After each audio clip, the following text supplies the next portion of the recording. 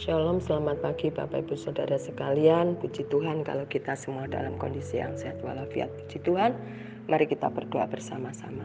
Terima kasih Tuhan, terima kasih buat kasih setia kebaikan serta rahmat Tuhan yang selalu baru dalam kehidupan kami, yang kami sudah kecap setiap hari Tuhan. Terima kasih buat pertolongan-Mu, terima kasih buat anugerah dan berkat Tuhan yang melimpah dalam kehidupan kami. Terima kasih, sebentar kami merenungkan firman-Mu Tuhan Yesus, kuatkan dan teguhkan iman kami, supaya kami bertumbuh dalam pengenalan Engkau. Terima kasih Bapa, di dalam nama Tuhan Yesus, haleluya, amin. Puji Tuhan.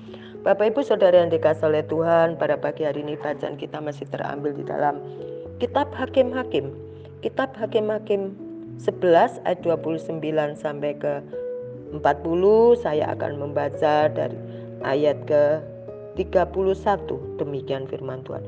Maka apa yang keluar dari pintu rumahku untuk menemui aku, maka pada waktu aku kembali dengan selamat dari Bani Amon, akan menjadi kepunyaan Tuhan dan aku akan mempersembahkannya sebagai korban bakaran. Puji Tuhan.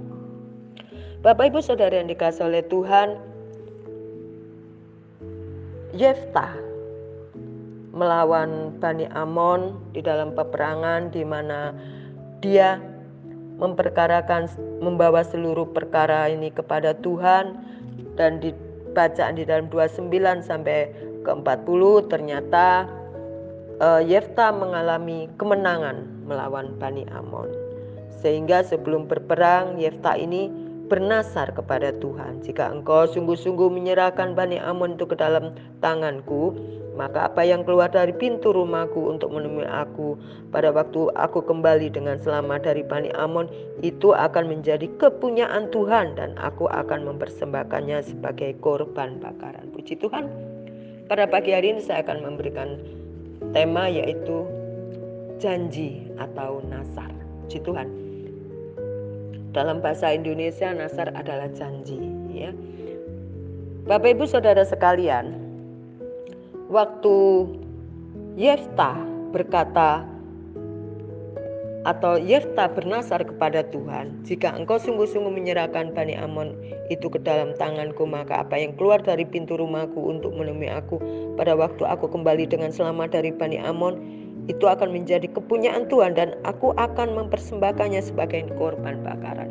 Yeftah tidak pernah berpikir bahwa dari ucapannya itu akan menjadi suatu malapetaka dalam kehidupannya, menjadikan kehancuran dalam kehidupannya. Karena setelah dia bernasar dan dia berperang melawan Bani Amon, orang-orang Israel yang dipimpinnya, kemenangan ada di pihaknya. Kemenangan ada di orang-orang Israel yang dipimpin oleh Yeftah. Lalu di dalam ayat ke 34 dikatakan, ketika Yeftah pulang ke Mispa ke rumahnya, tampaklah anaknya perempuan keluar menyongsong dia dengan memukul rebana serta menari-nari.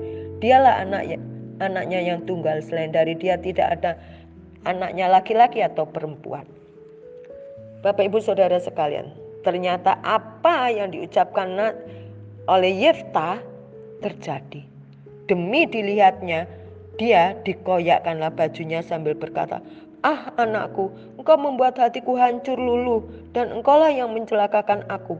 Aku telah membuka mulutku bernasar kepada Tuhan dan tidak dapat aku mundur." Ya, dikatakan dialah yang anaknya lah yang mencelakakan, padahal Yeftah sendiri bernasar tanpa dipikir panjang. Bapak Ibu Saudara yang dikasihi oleh Tuhan, di dalam ayat yang ke-31 yang terakhir dikatakan, dan aku akan mempersembahkannya sebagai korban bakaran. Konotasinya sering ada dalam pikiran kita bahwa korban bakaran identik dengan api, sesuatu yang dibakar, dipersembahkan kepada Tuhan.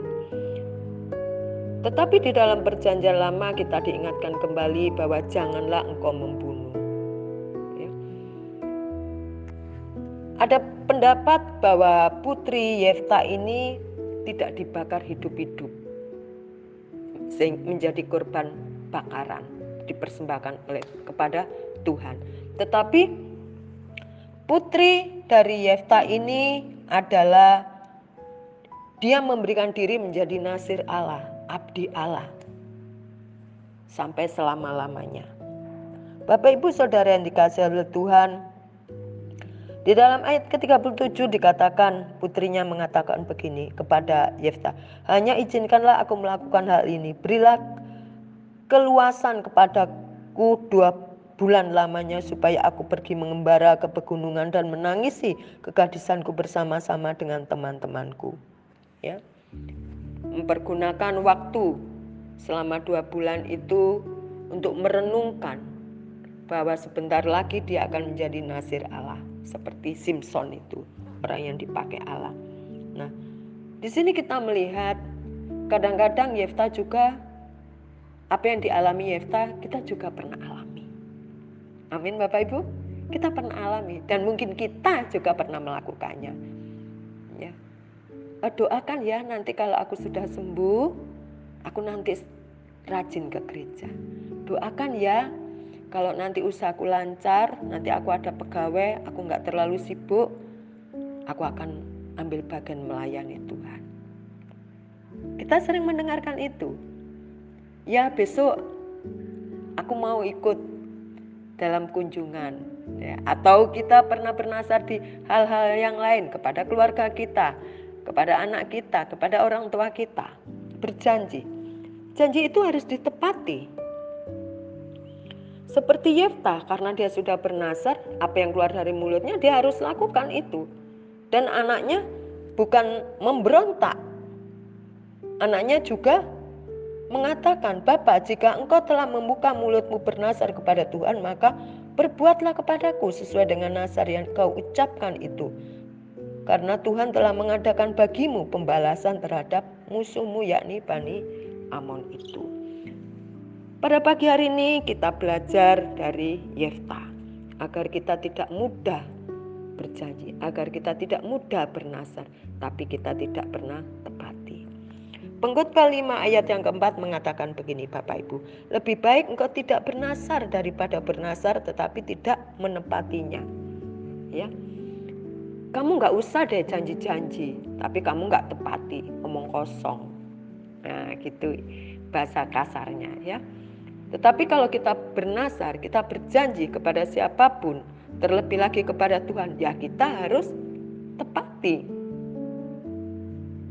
Ya, kita harus tepati. Oleh karena itu pada pagi hari ini kita diingatkan lagi untuk kita tidak mudah berjanji.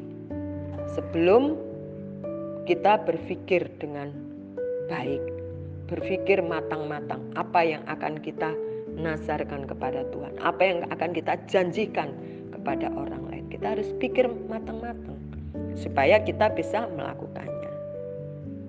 Puji Tuhan Bapak Ibu Saudara yang dikasihi oleh Tuhan, biarlah pada pagi hari ini kita juga melihat apa yang sudah kita sampaikan kepada Tuhan menjadi nasar kita. Kita sudah genapi atau belum? Kalau belum, tentunya marilah kita melangkah untuk mengenapinya.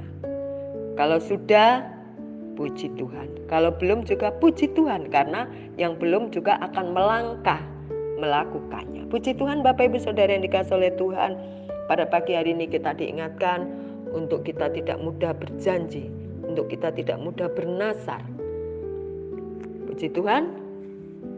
Puji Tuhan, mari kita berdoa bersama-sama. Terima kasih Tuhan, Engkau mengingatkan kami untuk kami tidak mudah bernasar kepada Engkau Tuhan. Apapun yang sudah kami nasarkan kepadamu Tuhan, tiliklah hati kami, kerinduan kami untuk menjadi pribadi dan hamba-Mu yang lebih baik lagi. Bantu kami Tuhan untuk mengenapi janji kami kepada Engkau. Engkaulah kekuatan kami, Engkaulah kesanggupan kami dalam kami melakukan dan mengenapi janji kami. Terima kasih Tuhan, di dalam nama Tuhan Yesus kami sudah berdoa, haleluya, amin. Puji Tuhan, selamat pagi, selamat beraktivitas Bapak Ibu Saudara sekalian.